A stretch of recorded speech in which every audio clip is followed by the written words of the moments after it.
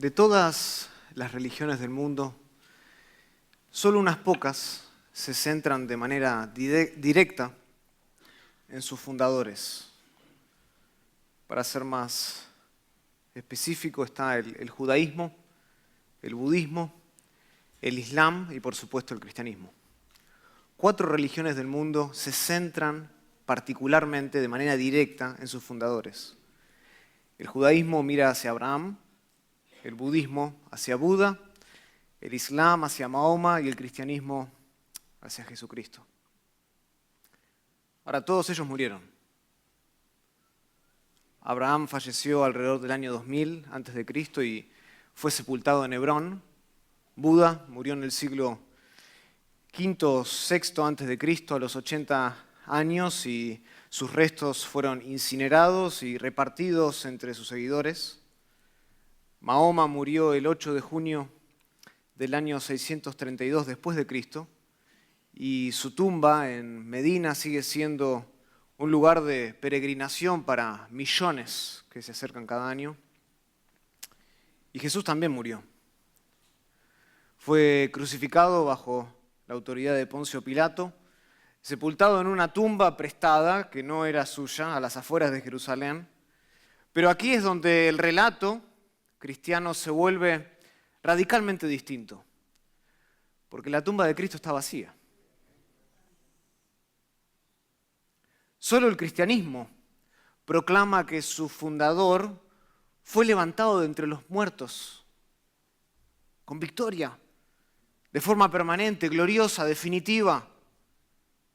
Y este no es un detalle menor, este no es un símbolo bonito de esperanza, no. Esta es la piedra angular de nuestra fe.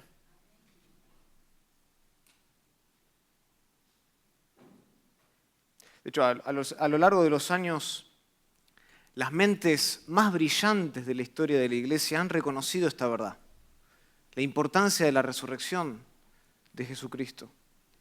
Por ejemplo, el famoso reformador alemán Martín Lutero dijo que la resurrección de Cristo es el artículo más importante de nuestra fe. Juan Calvino, otro gran reformador, declaró con acierto que la resurrección es el punto principal del Evangelio. Y más tarde Benjamin Warfield, que fue uno de los teólogos estadounidenses más importantes de su época, señaló lo siguiente: escuchen, Cristo mismo impugnó toda su proclamación del Evangelio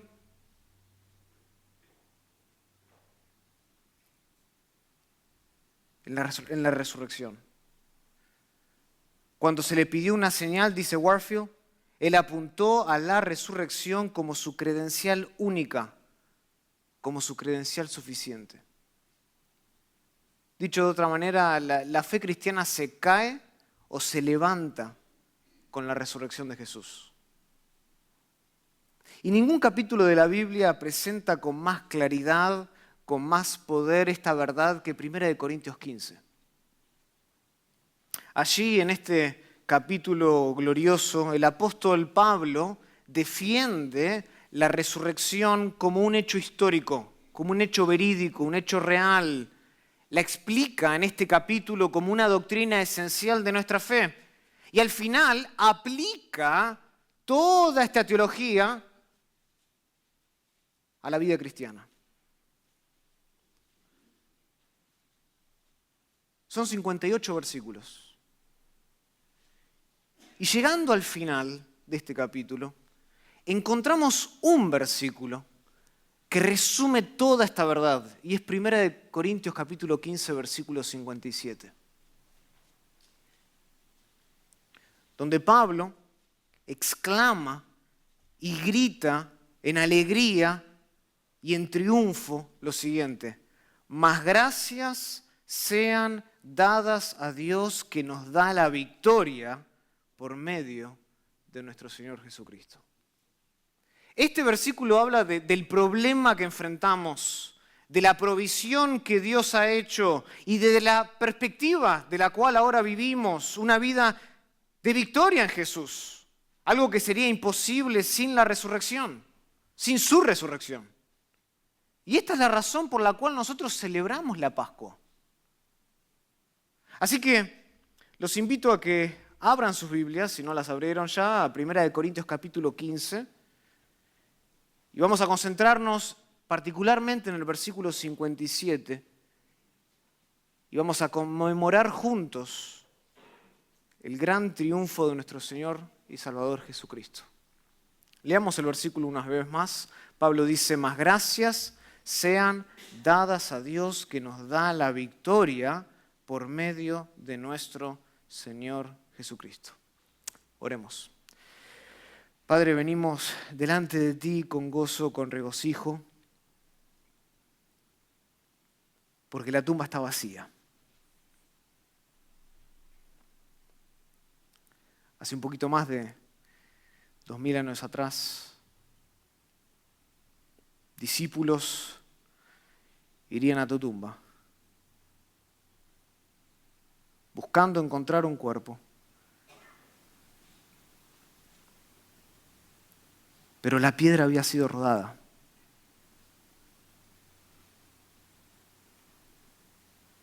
Cristo ya no estaba ahí.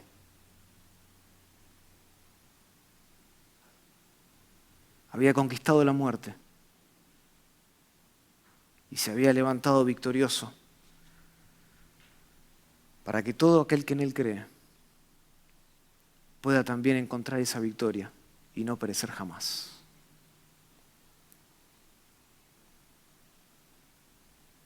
Hoy, Señor, venimos para conmemorar esa realidad triunfal, esa victoria. Y te ruego que nos des humildad,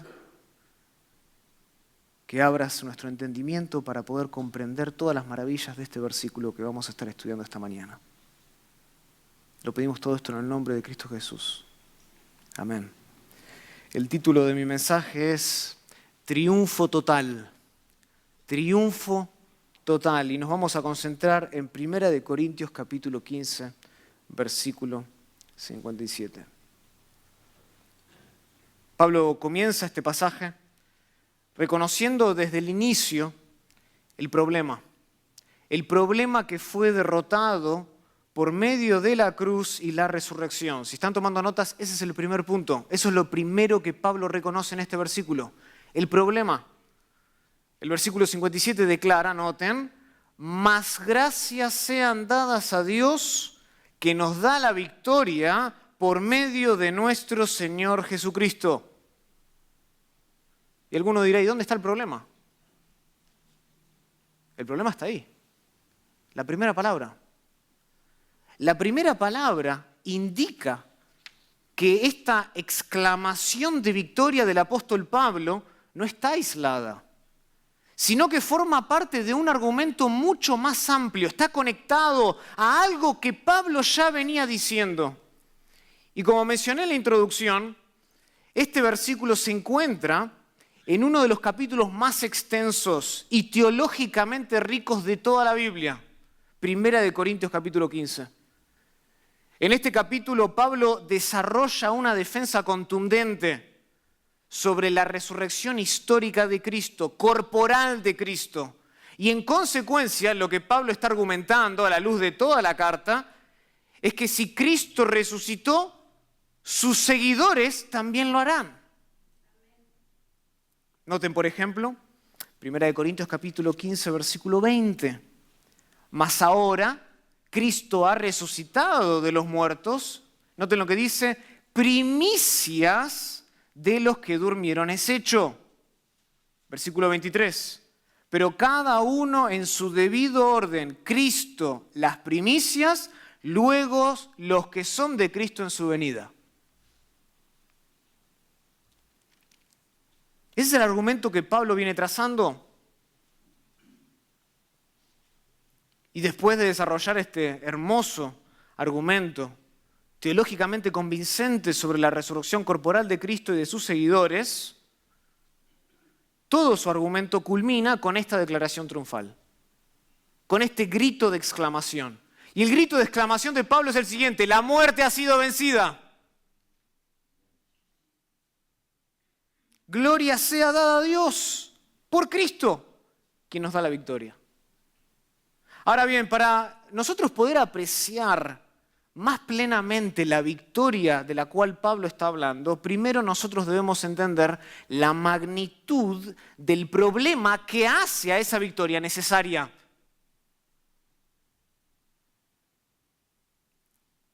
Es como cuando uno va a comprar joyas, o un diamante, por ejemplo. Para ver el diamante, generalmente, se lo pone sobre algo que sea oscuro, particularmente una tela negra, para que el diamante pueda verse mejor en todas sus facetas. Y para nosotros poder entender mejor el triunfo, nosotros necesitamos primero entender la tragedia. La tragedia de la cual nosotros fuimos rescatados si realmente creemos en Cristo Jesús. Y Pablo en este capítulo argumenta que el mayor enemigo del hombre, el problema universal, el problema inevitable, el problema aterrador del hombre, ¿saben cuál es? La muerte. La muerte. Aunque nosotros nos hayamos acostumbrado a la muerte no es natural. Acompáñenme, por ejemplo, al Salmo capítulo 90.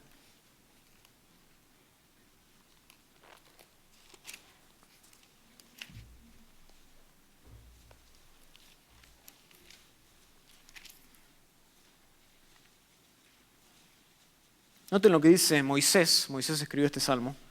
Versículo 9 del Salmo 90 dice: porque todos nuestros días declinan a causa de tu ira. Acabamos nuestros años como un pensamiento.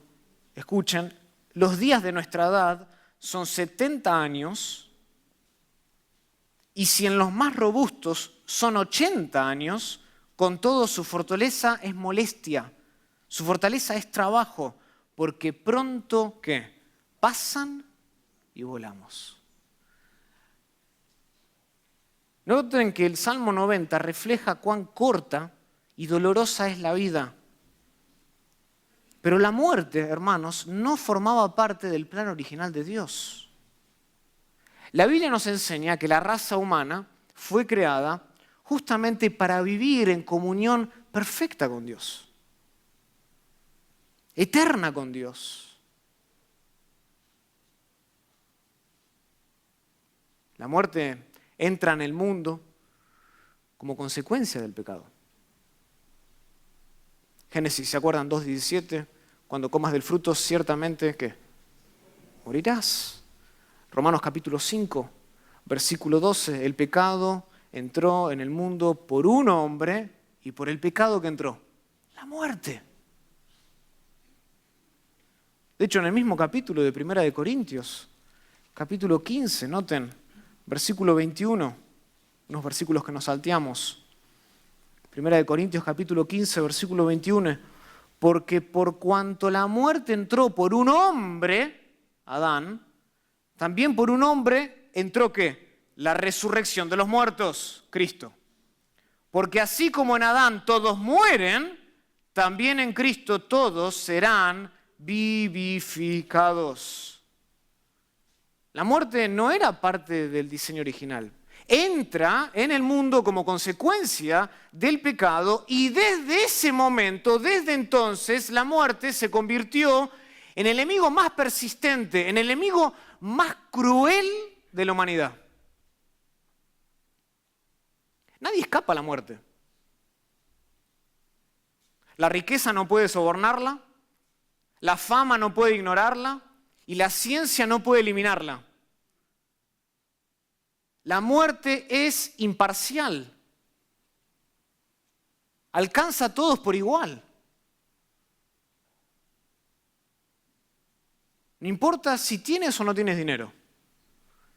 Si tienes o no tienes salud. No importa tu trasfondo, no importa cuánto te cuidas. La muerte te alcanza.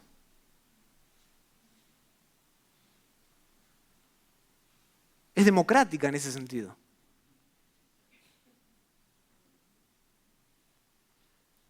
Se dice que el político e inventor estadounidense Benjamin Franklin una vez dijo lo siguiente, escuchen: Nuestra nueva constitución ya está en funciones y todo parece prometer que durará.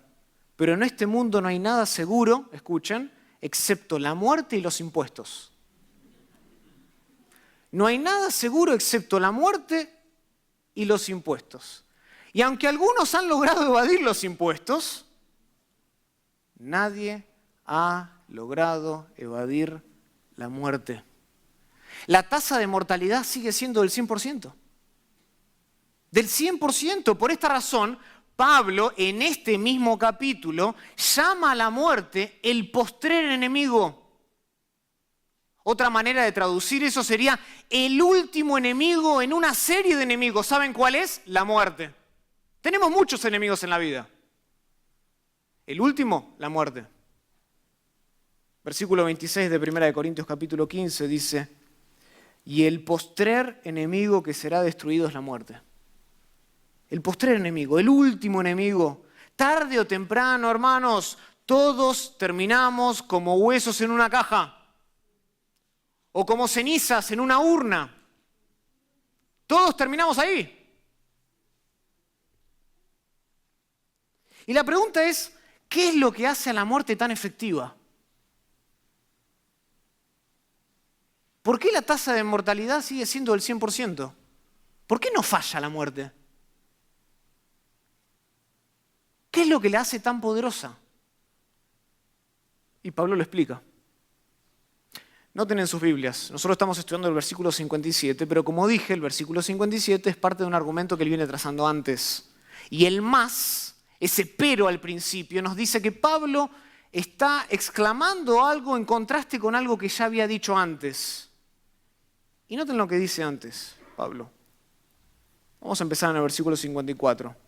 Y cuando esto corruptible se haya vestido de incorrupción, y esto mortal se haya vestido de inmortalidad, entonces se cumplirá la palabra que está escrita: sorbida es la muerte en victoria. ¿Dónde está, oh muerte, tu aguijón? ¿Dónde, oh sepulcro, tu victoria? Ya que el aguijón, escuchen, de la muerte es el pecado. ¿Ven eso? Pablo mismo explica qué es lo que hace a la muerte tan efectiva. Él dice que el aguijón de la muerte es el pecado. ¿Ven esa imagen? La muerte es como una serpiente venenosa. ¿Y su picadura letal qué es? El pecado. Ahí está. Es el pecado. Y como todos pecamos, todos llevamos en nosotros el veneno del pecado y con él la herida inevitable del pecado, que es ¿qué? La muerte. Por cuanto todos pecaron y están destituidos de la gloria de Dios. La paga del pecado es ¿qué? La muerte. No importa, escuchen, la forma o el tamaño del pecado, sea visible u oculto, escandaloso o indiferente, todo pecado alimenta el aguijón de la muerte, haciéndola más dolorosa y más definitiva en el hombre. Y cargamos con ese aguijón. Cargamos con ese veneno mortal. Todo pensamiento, mal pensamiento pica. Toda mala palabra pica. Todo pecado pica y alimenta esa herida mortal.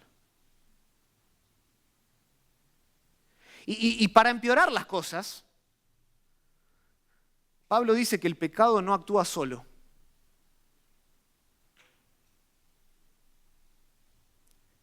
Noten lo que añade al final del versículo 56. Él dice, el aguijón de la muerte es el pecado, y el poder del pecado, ¿qué es?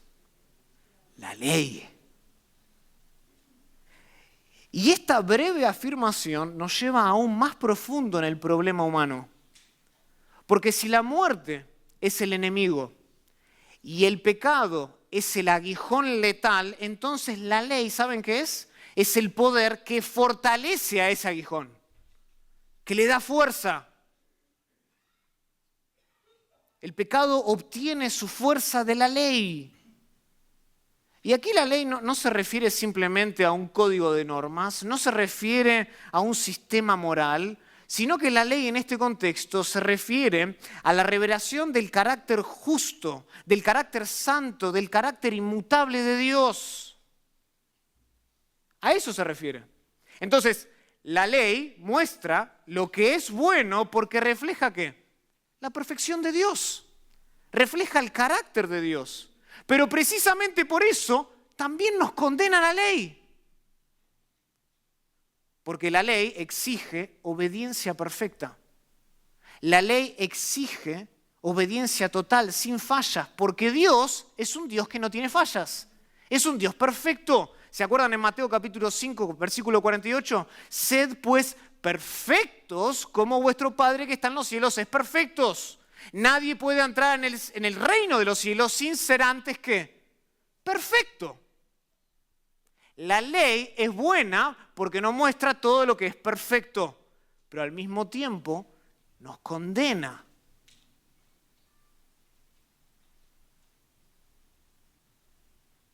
Porque Dios es perfecto.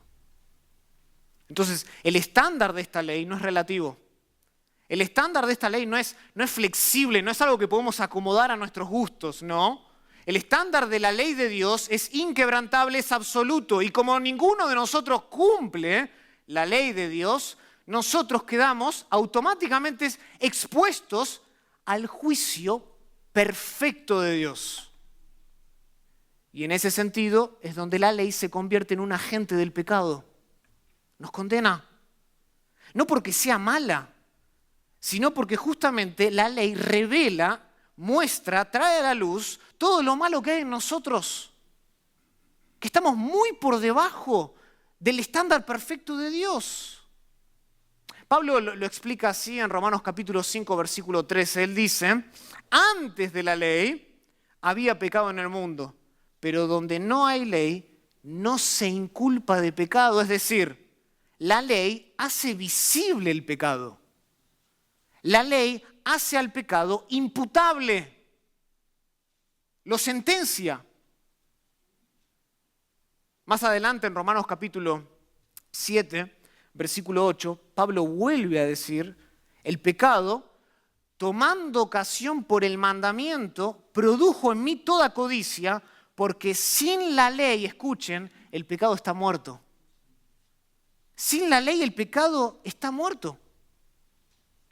La ley, siendo buena, porque viene de Dios, pone en evidencia nuestra maldad. Despierta lo peor de nosotros en el corazón. Y en última instancia, la ley produce fruto de muerte.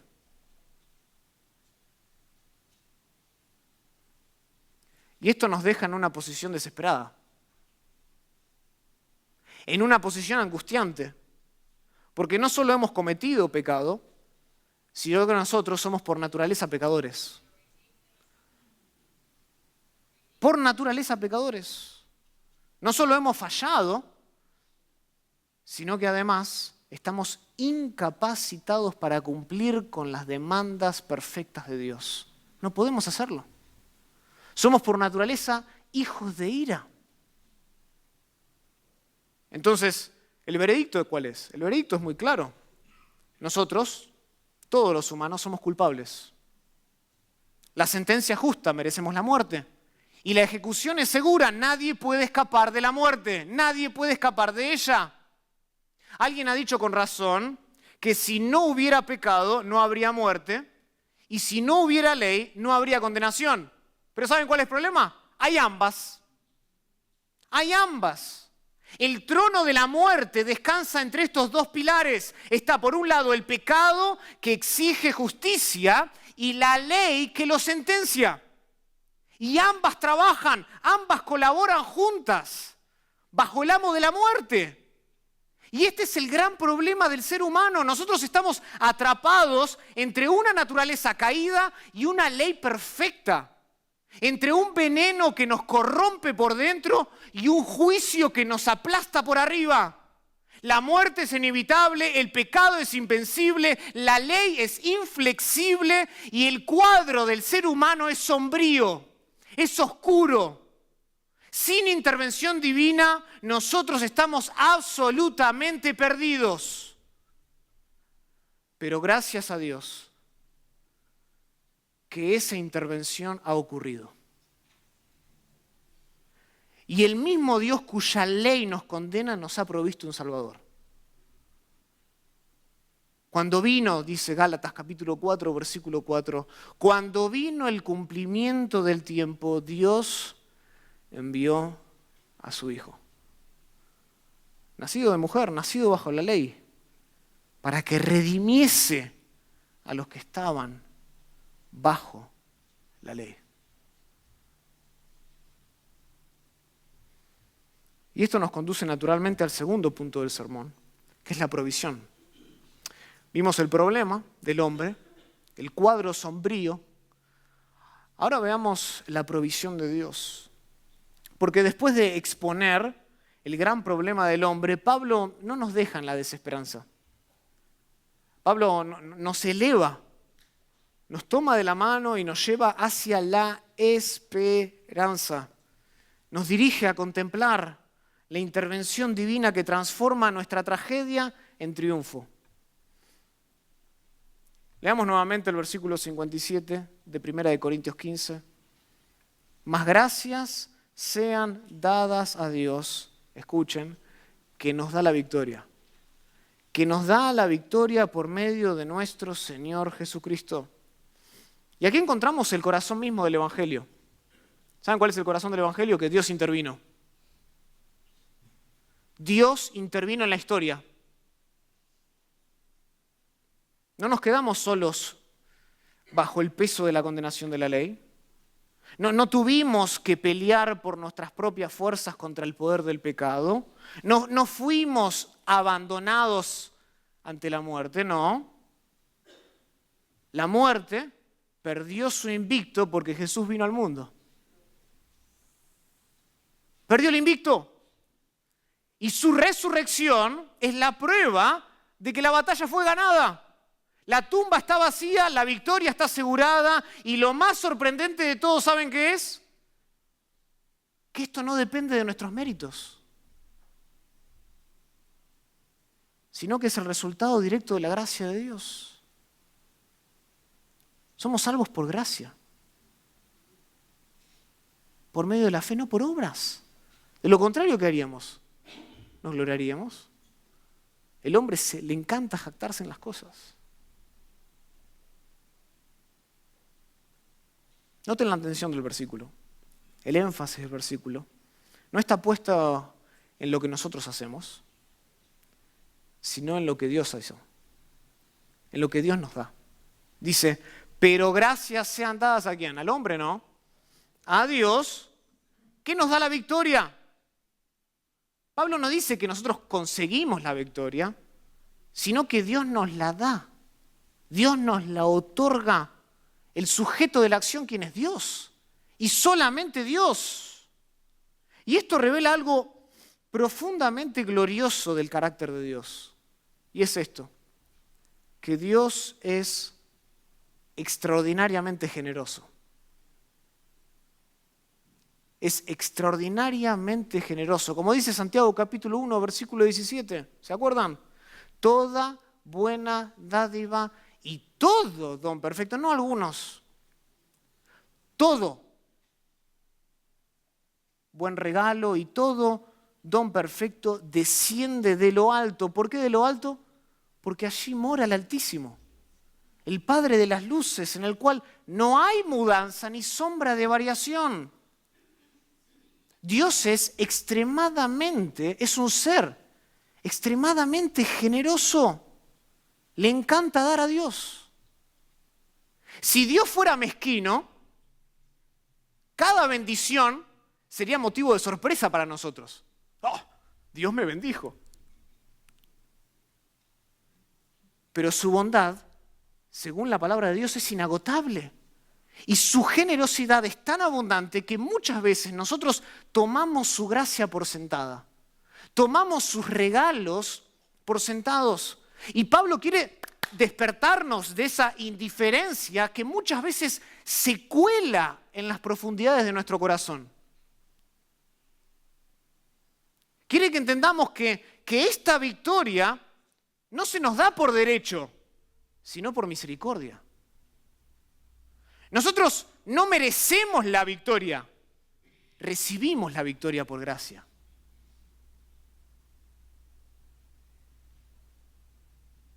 Y noten que no se trata de una victoria abstracta, no se trata de una victoria sentimental.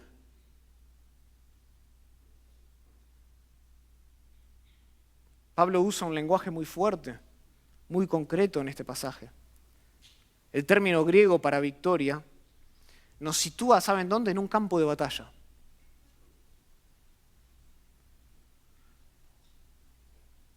En ese contexto, en un contexto de guerra. La palabra victoria presupone que hay enemigos reales, que hay un conflicto feroz, que hay una lucha a muerte. Escuchen, la cruz no es un símbolo de pasividad. La cruz fue un campo de batalla, un campo de guerra.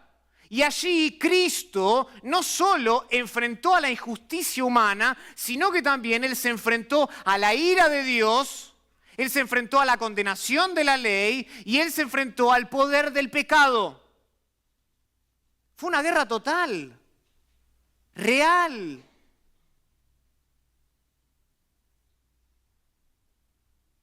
Con enemigos reales.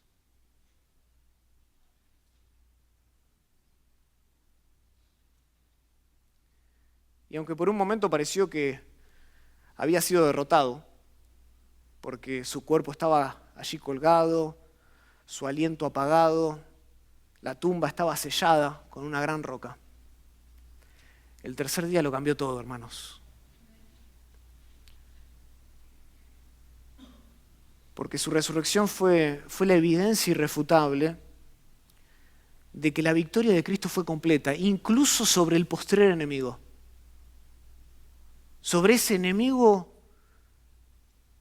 que nos trae terror, la muerte. Incluso sobre ese enemigo, Cristo tuvo victoria. El que fue crucificado volvió a la vida. El que fue sepultado se levantó. El que fue condenado fue vindicado por Dios. Y en él Dios selló para siempre una victoria eterna que ahora se nos ofrece a nosotros como un regalo inmerecido de su gracia. La salvación. La paz con Dios. El llamar a Dios Padre y no juez y no enemigo.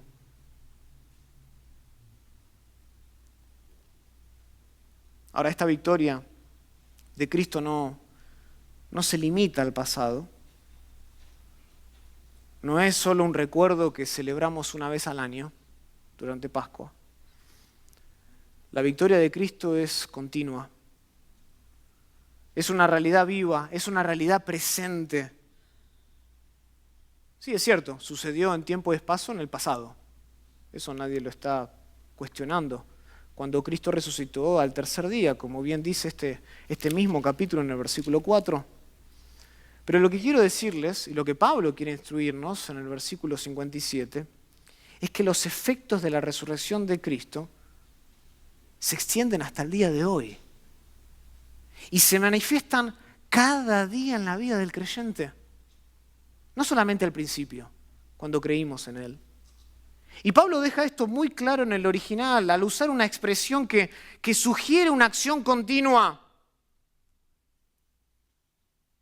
Podríamos traducir así el versículo 57, mas gracias sean dadas a Dios que nos da la victoria una y otra vez. Una y otra vez. No es una bendición ocasional, sino que Pablo está hablando de una provisión diaria para todo aquel que está en Cristo, para todo aquel que ha nacido de nuevo. Esto es una bendición diaria. Nosotros vivimos sostenidos por esa victoria de Cristo en la cruz mientras peregrinamos hacia la eternidad, hacia la gloria.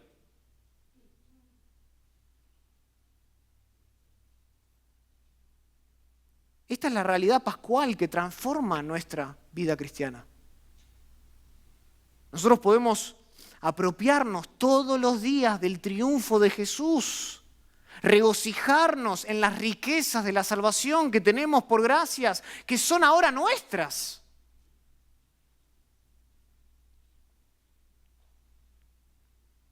Y un ejemplo poderoso de esta verdad se encuentra en 2 de Crónicas capítulo 20. 2 de Crónicas capítulo 20. Cuando el rey Josafat y el pueblo de Judá fueron rodeados por un gran número de enemigos. 2 de Crónicas 20. Noten lo que dice el versículo 1. Pasadas estas cosas, después de estas cosas, aconteció que los hijos de Moab y de Amón, y con ellos otros de los amonitas, vinieron contra Josafat a la guerra. Versículo 2 de 2 de Crónicas 20. Y acudieron algunos y dieron aviso al rey Josafat, diciendo, contra ti, escuchen, contra ti viene una gran multitud del otro lado del mar y de Siria, y he aquí que están en Hasezón Tamar, que es en Engadi. Entonces él tuvo temor, y Josafat humilló su rostro para consultar a Jehová, e hizo pregonar ayuno a todo Judá. ¿Se imaginan? No venía solo un ejército, eran varios ejércitos de distintas naciones que se habían unido juntos para combatir en contra de Judá. Y noten lo que Dios les dice. Porque la respuesta de Josafat fue buscar a Dios. Noten lo que Dios les dice más adelante, en el versículo 15.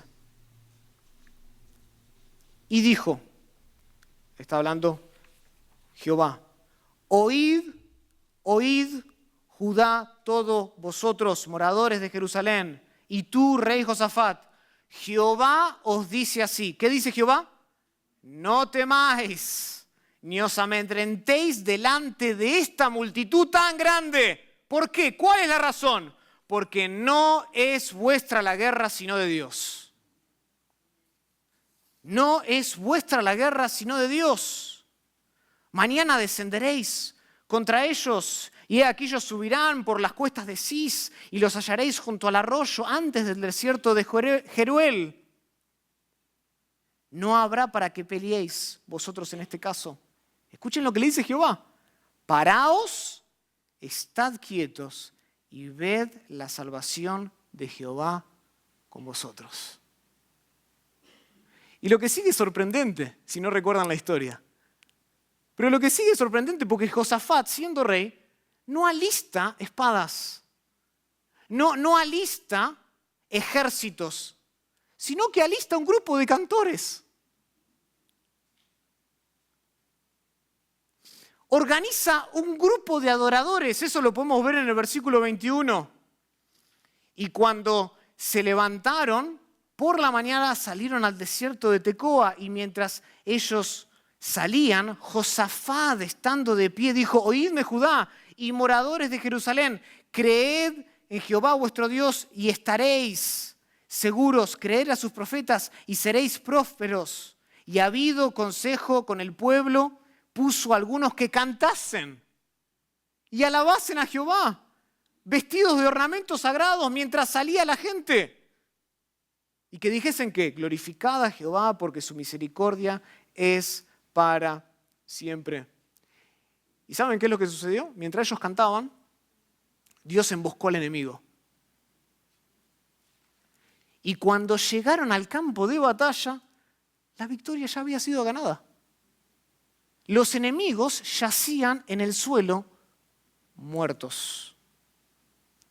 Noten versículo 22, y cuando comenzaron a entonar cantos de alabanza, Jehová puso contra los hijos de Amón, de Moab y del monte de Seir las emboscadas que ellos mismos que venían contra Jehová, y se mataron los unos a los otros. Versículo 24, y luego que vino Judá a la torre del desierto, miraron hacia la multitud, y he aquí yacían ellos en tierra muertos, pues ninguno había escapado. Del más grande hasta el más pequeño, yacía muerto en el suelo. Y así también, en la cruz, Cristo peleó y venció por nosotros antes de que siquiera nosotros entráramos al campo de batalla.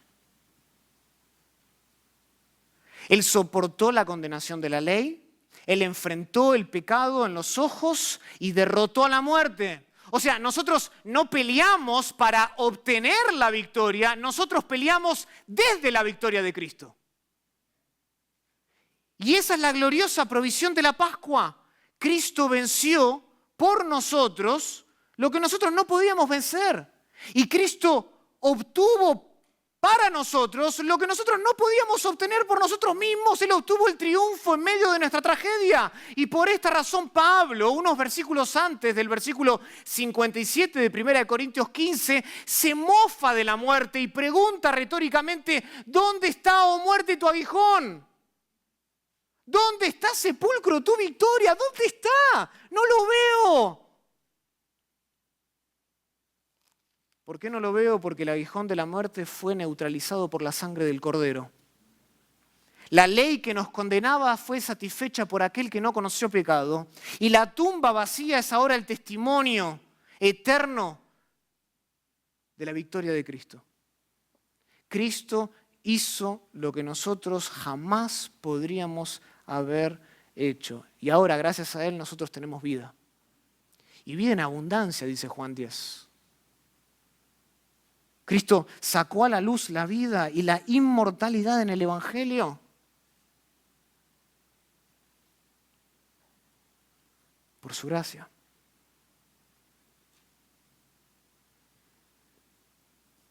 Ahora, lamentablemente,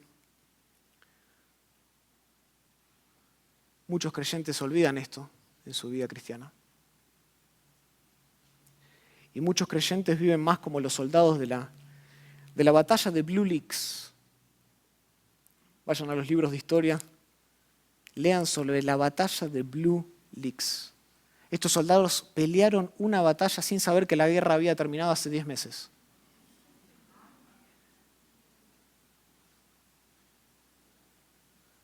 ¿Saben por qué pelearon? Porque la noticia no les había llegado. Lucharon una batalla que ya había sido resuelta.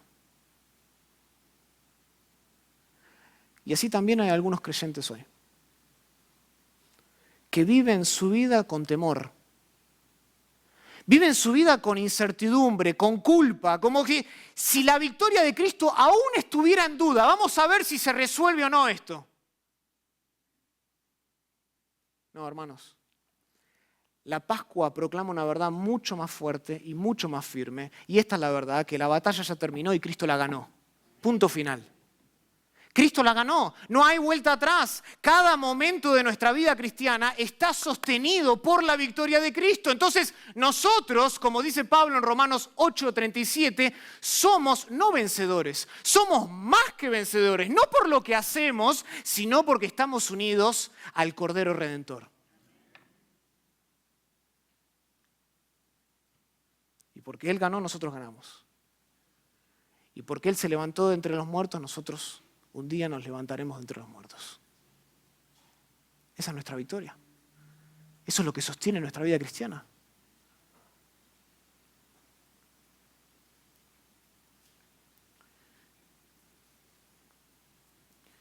Y ya, luego de haber reflexionado en el profundo problema del hombre, que es la muerte, y en la gloriosa provisión que Dios nos da, Pablo va a culminar este versículo, el versículo 57 de 1 Corintios 15, y nos va a guiar hacia la perspectiva. La perspectiva que debe dominar toda nuestra vida. Y esa perspectiva es la gratitud. Vimos el problema, vimos la provisión de Dios, y ahora veamos la perspectiva. La perspectiva que debe dominar la vida cristiana.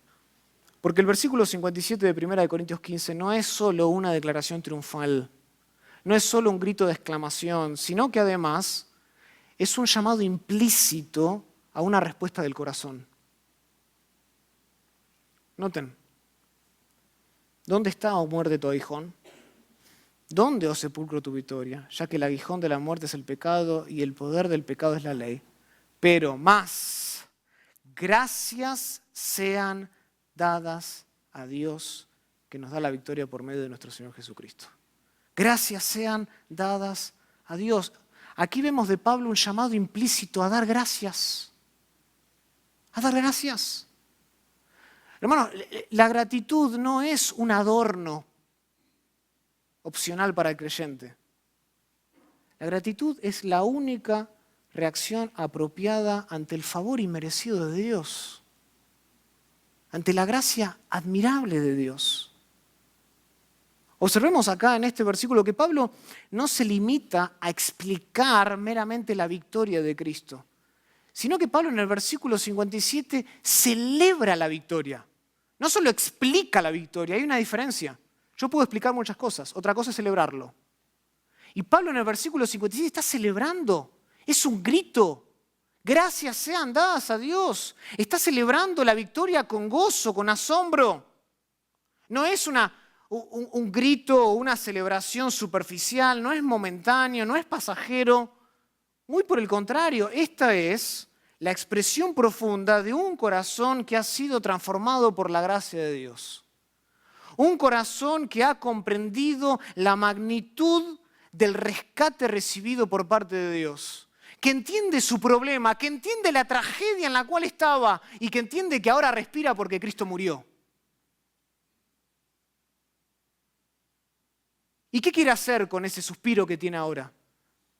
Vivir dando gracias. Dando gracias. Esta no es la primera vez que Pablo lo hace.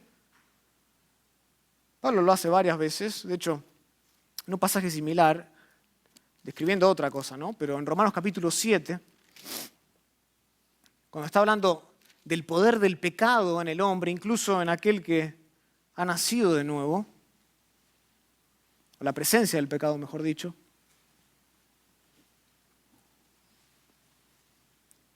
dice en Romanos 7, versículo 22, porque según el hombre interior me deleito en la ley de Dios, pero veo otra ley en mis miembros que se rebela contra la ley de mi mente y que me lleva cautivo a la ley del pecado que está en mis miembros. Miserable de mí, dice Pablo, ¿quién me liberará de este cuerpo de muerte? Y noten lo que dice en el versículo 25, gracias doy a Dios. Doy gracias a Dios por Jesucristo, Señor nuestro. Así que yo mismo con la mente sirvo a la ley de Dios, más con la carne a la ley del pecado. Doy gracias. Segunda de Corintios, capítulo 2, versículo 14, dice, mas a Dios gracias, el cual nos lleva siempre en triunfo en Cristo Jesús. Siempre nos lleva en triunfo. Y por medio de nosotros manifiesta en todo lugar el olor de su conocimiento. Gracias, gracias, gracias a Dios. La vida cristiana, la perspectiva cristiana es por esencia una perspectiva de gratitud continua, constante. Si había algo que caracterizaba al apóstol Pablo es que daba gracias en todo momento y en todo lugar, bajo todas circunstancias.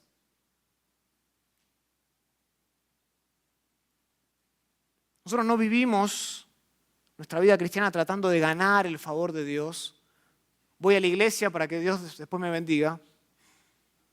Obedezco a mis padres para que después me vaya bien. Para después obtener lo que yo quiero en mi oración. No, nosotros vivimos respondiendo con alegría a la gracia que ya hemos recibido. Respondemos con gozo. Y esa gratitud se traduce en una mente renovada, en afectos constantes que le buscan, como dice Pablo en Colosenses 3:17, y todo lo que hacéis, no dice algunas cosas, no dice solamente cuando estamos en la iglesia, dice todo lo que hacéis, sea noten de palabra o de hecho, hacedlo todo en el nombre del Señor Jesús, ¿cómo dice? Dando gracias a Dios Padre por medio de Él. O sea, hacemos todo, ¿cómo? Dando gracias. Dando gracias.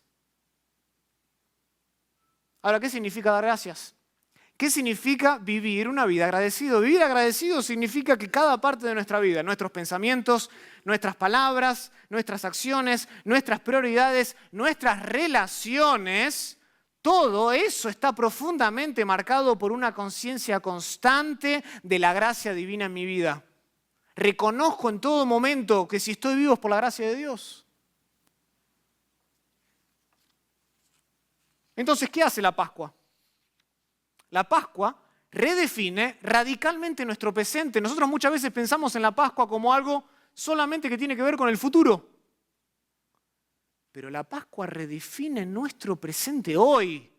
Nos llama a vivir a nosotros con gozo en medio del sufrimiento, por ejemplo. Nos llama a vivir con generosidad en medio de la escasez. Nos llama a vivir con fidelidad en medio de la incertidumbre. Acompáñenme, por ejemplo, otra vez, vamos a ver el ejemplo de Pablo, a Filipenses 4.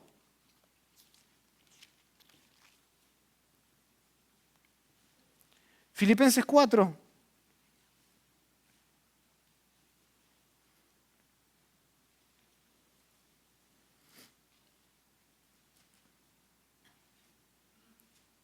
Versículo 11. Pablo dice, no lo digo porque tenga escasez. Noten lo que dice Pablo. He aprendido a contentarme cualquiera que sea mi situación. Sé vivir humildemente y sé tener abundancia.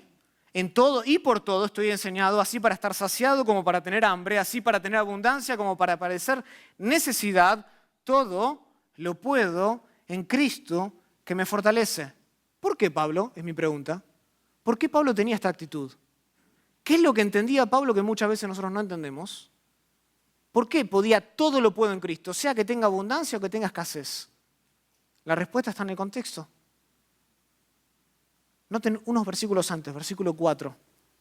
Regocijaos en el Señor siempre. Otra vez digo, regocijaos. Vuestra gentileza sea conocida a todos los hombres. ¿Qué dice después? El Señor está en la tumba.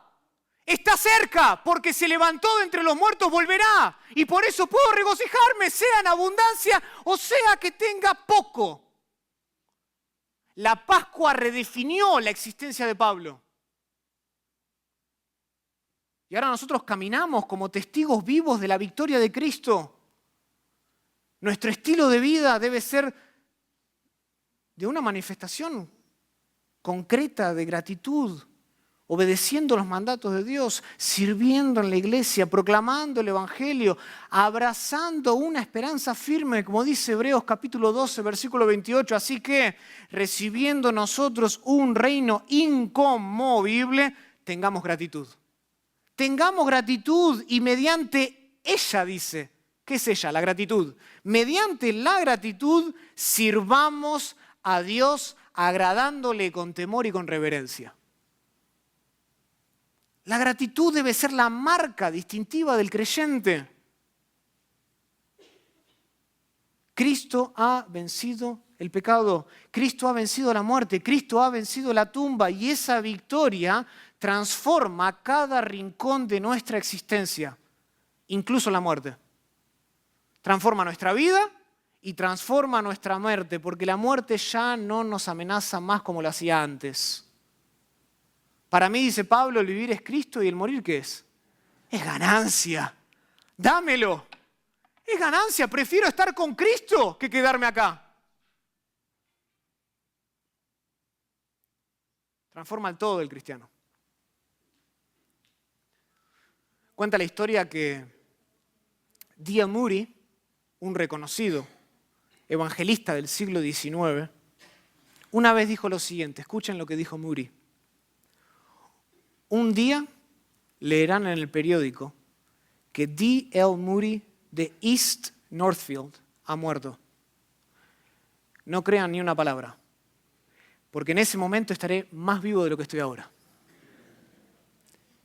Estaré más vivo de lo que estoy ahora y esa es la visión del creyente. Esa es la visión del creyente. En nuestro funeral no es nuestro final. No es nuestro final. Es el umbral, es la puerta hacia una vida gloriosa donde la muerte ya no podrá tocarnos jamás, ni el pecado podrá mancharnos. ¿Por qué? Porque tendremos un cuerpo semejante al de Cristo Jesús.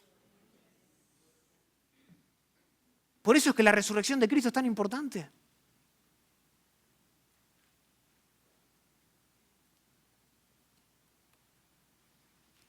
¿Y entonces qué hacemos mientras tanto? ¿Qué hacemos mientras esperamos aquel día? vivimos agradecidos. Vivimos agradecidos. Y sí, es cierto, esta gratitud se puede expresar de muchas maneras. Por ejemplo, la Biblia nos llama a dar gracias a Dios con nuestros labios, por ejemplo. El Salmo 95, versículo 1 dice, venid, aclamemos alegremente a Jehová, cantemos con júbilo a la roca de nuestra salvación, lleguemos ante su presencia con alabanza, aclamémoslo con cánticos. Sí, la Biblia dice que nosotros podemos expresar nuestra gratitud con himnos, con salmos, con cánticos espirituales. Sin embargo, quiero llamarles la atención a lo que dice Pablo en el contexto de 1 Corintios 15. Porque el versículo 57 no es el final.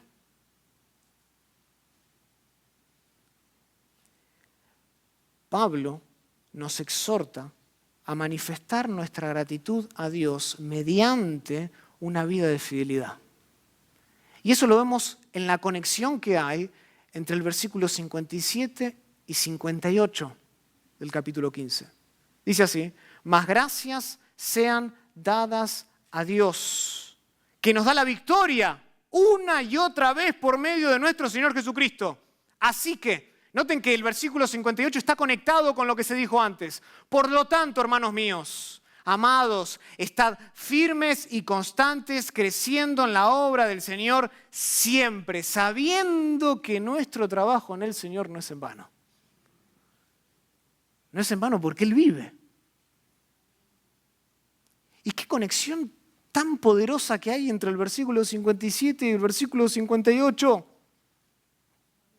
Porque lo que Pablo está diciendo es que la victoria de Cristo no produce pasividad en nosotros, produce perseverancia. No trabajamos nosotros para ser salvos, sino que trabajamos porque nosotros hemos sido salvos. La gracia que hemos recibido de Dios no produce indiferencia, produce compromiso, produce fidelidad. El cristiano que está agradecido a Dios por la Pascua no se rinde fácilmente, no se cansa de hacer el bien, no vive centrado en lo que yo quiero. No. El que tiene en la memoria todos los días el favor inmerecido que ha recibido en la cruz del Calvario y en la tumba que está vacía, es firme en la fe ese hombre. Es constante en su servicio, es abundante en buenas obras como orábamos antes. Un pueblo celoso de buenas obras. Y sí, el descanso tiene su lugar. Pero si vamos a errar, dice Pablo, que sea por servir más, no menos. Abundante en buenas obras, firmes, constantes, dice Pablo. Así se expresa la gratitud. Es triste que nosotros vivimos en una época donde el ocio, la pereza, se ha convertido en uno de los ídolos más adorados, incluso dentro de la iglesia.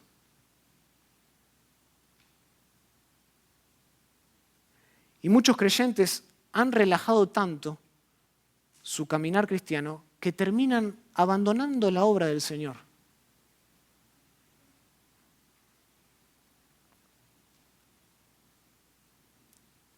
Pero si hay algo que nos enseña la historia del cristianismo, es que hay otro camino. Hay otra manera de hacer las cosas. Cuando alguien entiende el significado de la Pascua, se entrega sin reservas a Cristo. Sin reservas, hermanos, sin peros. Incluso si eso implica vivir menos días en la tierra. Entrega todo. Y la historia está plagada de hombres y mujeres que vivieron menos porque entendieron el significado de la Pascua.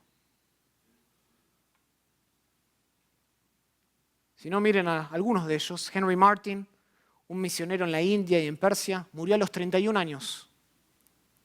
David Brainerd, un evangelista entre los pueblos nativos de Norteamérica, falleció a los 29. Jim Elliot, ¿se acuerdan Jim Elliot? Asesinado por las tribus en Ecuador, tenía tan solo 28 años. Y Nate Saint, el piloto misionero que lo acompañó, murió junto a Jim Elliot a los 32 años. ¿Qué tienen en común todas estas personas? Que todos ellos vivieron intensamente la vida cristiana. Se entregaron por completo, sin reserva, porque abrazaron esta realidad pascual. La resurrección de Cristo no solo garantiza nuestro futuro, sino que redefine nuestro presente. Nos hace vivir diferente. El tiempo aquí es breve, la eternidad es larga y nuestro Señor ha prometido volver pronto. Por eso no podemos darnos el lujo de vivir la vida cristiana de manera indiferente.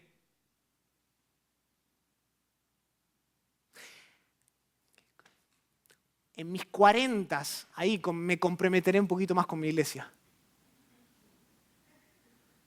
Estoy esperando la jubilación. Me falta un par de años. Y en ese momento me voy a entregar con todas las fuerzas. ¿Qué fuerzas si andas con bastón ya a los 55?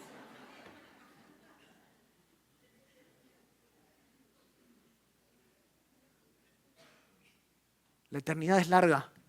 El tiempo aquí es breve. Y hasta que Cristo regrese siempre habrá almas que alcanzar.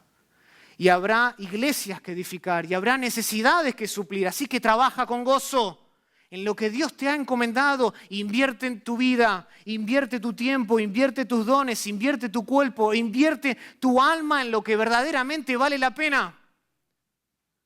Como dijo el pastor maestro John MacArthur, él dijo, a nuestra gratitud y a nuestra alabanza hay que ponerle manos y pies.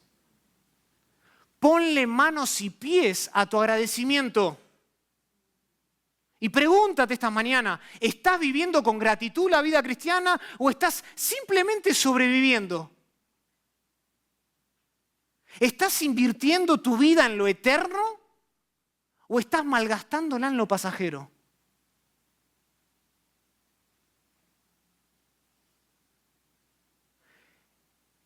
El Cristo que venció la tumba merece más que un gracias de labios. Merece toda nuestra vida. Una entrega total. Porque Jesús no se dio a sí mismo, no dio una parte de sí mismo. Lo dio todo. Y se espera que nosotros como sus seguidores lo demos todo. Todo por Él.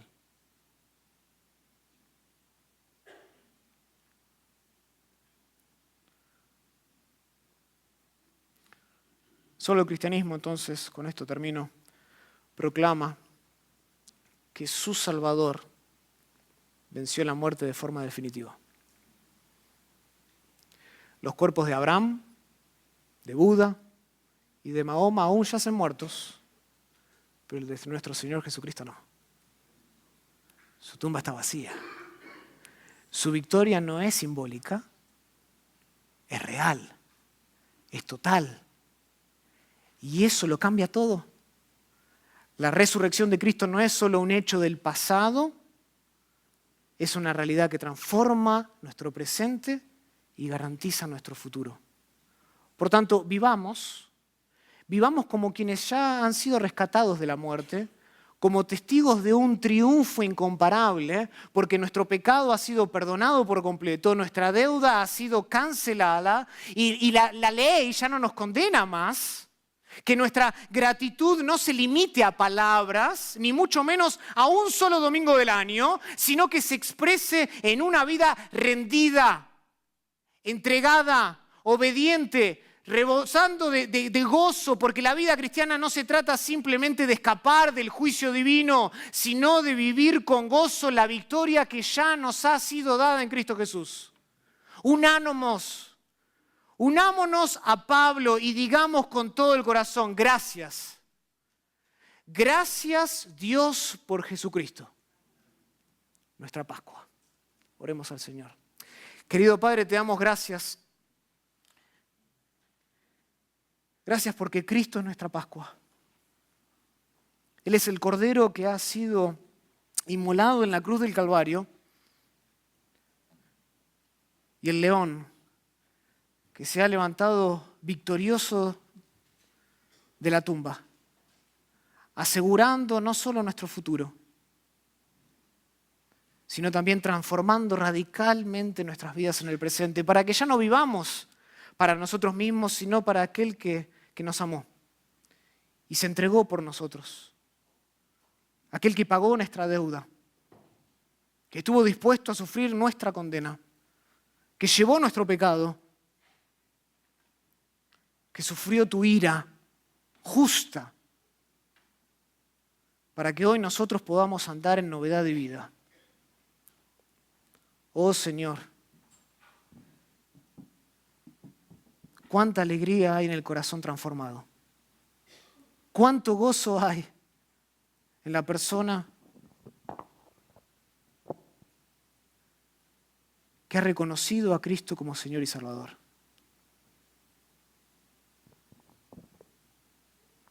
Ahora, para aquel que todavía no lo ha hecho,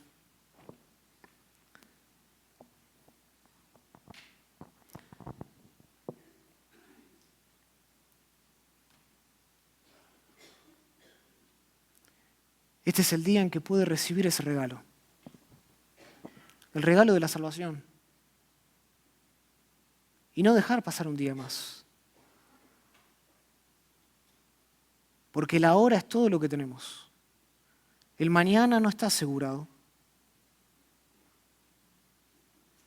Si hay alguien aquí, oh Dios, que todavía no ha depositado su fe en ti, que todavía no ha venido a la cruz del Calvario por medio de la fe, mirado al Cristo Redentor, se ha arrepentido, exclamado, Dios, sálvame, confiado en la cruz. Señor, te le ruego que le des a esa persona la fe hoy para creer. Para creer que por sus obras no puede salvarse. Que para creer que no importa que venga una vez el domingo de resurrección a la iglesia al año, una vez al año, que eso no basta. Que para estar bien contigo hay que aceptar al Hijo.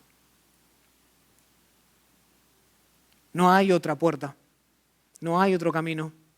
¿Es Cristo o es nada?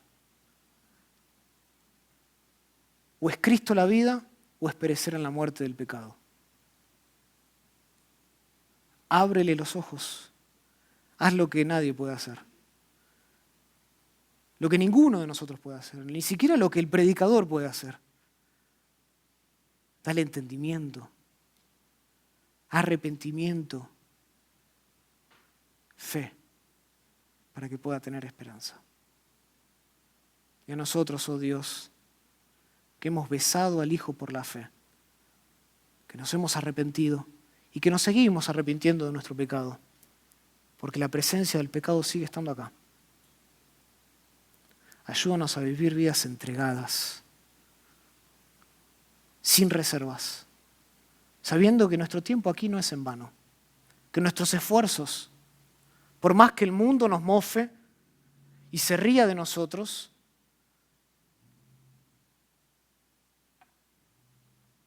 sabemos que nuestro amo está vivo y pronto volverá y nos recompensará por hacer el bien.